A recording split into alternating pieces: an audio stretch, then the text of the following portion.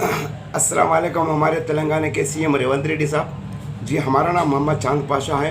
मैं एक social welfare society का सदर हूँ। मैं आपसे एक दो ही सवाल करूँगा, एक सोशल मीडिया की तरफ से, एक सोशल वर्कर की तरफ से। ये दो तरफ से मैं बात कर रहा हूँ। क्यों वो तो जो सोशल जो मीडिया होता है ना, उनके साथ नाइंसाफ़ी हो रही है, और जो सोशल वर्कर होते हैं ना, उनके साथ नाइंसाफ़ी हो रही है। देखिए, हमारे तेलंगाना के सीएम रेवंत रेड्डी साहब, अगर कोई महल्ले में, अगर कोई, या चाहे विलेज में हो दो या सिटी के अंदर हो दो, विलेज में, छोटे गांवों की बात कर रहा हूँ, अगर विलेज में अगर कोई सरपंच काम करे तो सोशल वर्कर हमारे जैसे लोग काम नहीं करते। अगर विलेजों में कोई एमएलए काम करा तो हम लोगों की कोई ज़रूरत नहीं रहती। एक एमएलए विलेज के सरपंच, सिटी में काउंसलर्स, एमएलए काम नहीं करने के वजह से तो हमारे देश से लोग कई सोशल वर्कर काम कर रहे हैं महल्ले में। उन्होंने एक आवाम की खिदमत कर रहे हैं। अगर एमएलए एमपी सरपंच काम करे तो फिर हमारे देश से लोगों की ज़रूरत क्या है?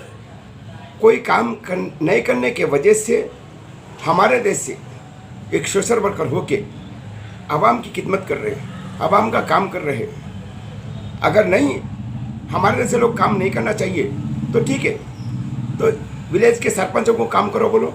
काम क्यों नहीं कर रहे हैं? फिर इलेक्शन के टाइम आवाम जनता याद आती है किसको? विलेज के सरपंचों को और एरिया एमएलए को।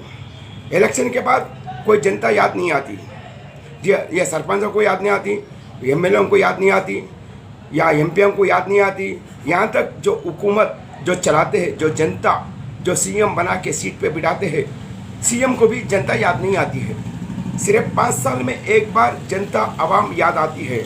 वोट के खातिर आते हैं, हाथ पर जोड़ते हैं, आजीजी करते हैं, पैराम पढ़ते हैं, झूठ मूठ तसल्ली दे के वोट डला लेते हैं। उसके बाद कोई एमएलए, कोई सरपंच, कोई विलेज का काउंसलर, कोई फटके नहीं देखता है। तो मैं पूछता हूँ, महल्ले में काम कौन करेगा? जब विलेज में सरपंच काम नहीं करेगा, एमएलए काम नहीं करेगा, काउंसलर काम नहीं करेंगे, तो फिर कौन काम करेंगे बोल के मैं पूछता हूँ। इसका जवाब दीजिए हमारे तेलंगाना के सीएम रेवंत रेड्डी साहब से। मैं 2 सवाल करूँगा सिर्फ, एक सोशल वर्कर के वास्ते, एक हमारे जो मीडिया होता है ना, जो छोटा मीडिया हो चाहे बड़ा मीडिया हो चाहे कोई सब मीडिया हो, हमारे जो मीडिया भाइयों का भी जो इंसाफ नहीं मिल रहा है, नाइंसाफ़ी हो रही है। सोशल मीडिया की बात कर रहा हूँ मैं, सोशल मीडिया की बात कर रहा हूँ मैं, जब बड़े बड़े चैनल की बात नहीं कर रहा हूँ मैं। क्यों बोल तो हमारा सोशल मीडिया जो होता है वो भाइयों के साथ नाइंसाफ़ी होती है। देखिए, हम जो मेहनत करते हैं, आवाम की खिदमत करते हैं, जो हम लोग हमारे बीवी बच्चों को छोड़ देते हैं, हम घरदार छोड़ देते हैं, हम जनता को सेवा करने के वास्ते निकल जाते हैं, हम जनता को सेवा करते हैं। हम देखो, जान हथेली पे रख के हम रोड पे निकलते हैं, हम मौत से नहीं डरते हैं। गरीब आवाम को इंसाफ होना बोल के हम चाहते हैं।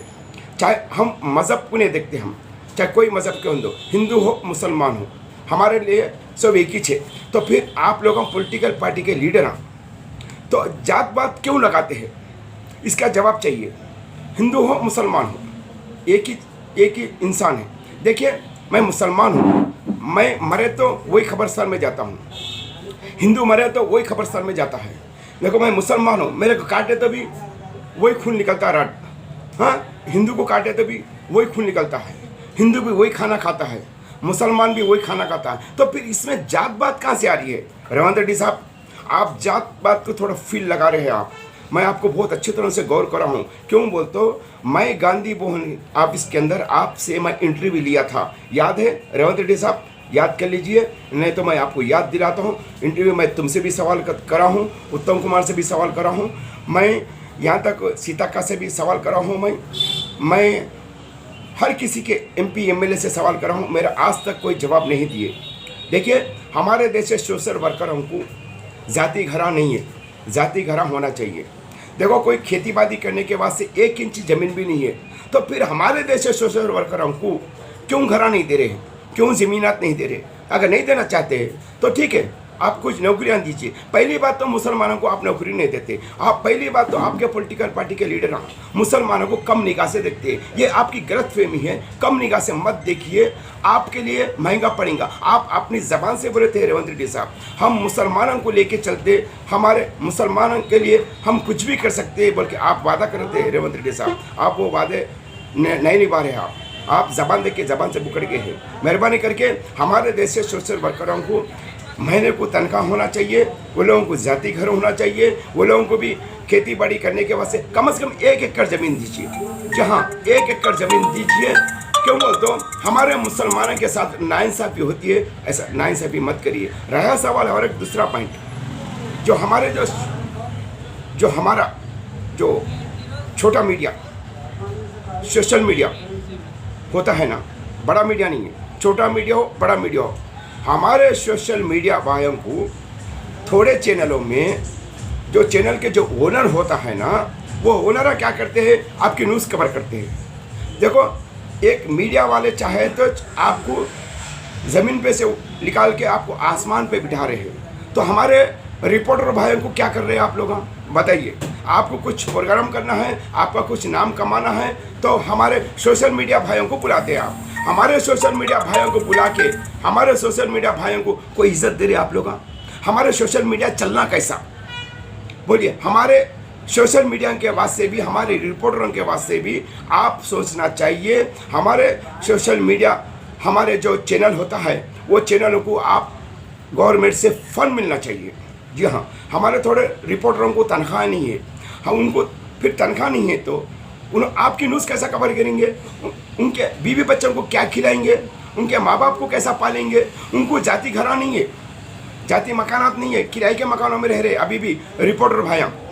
जी हाँ, हमारे रिपोर्टर भाइयों के वास्ते भी आप लोगों को सोचना चाहिए कि आप लोग सोशल मीडिया है, छोटा मीडिया है बोल के कम निगाह से देख रहे हैं। आप छोटे मीडिया से ही आप लोग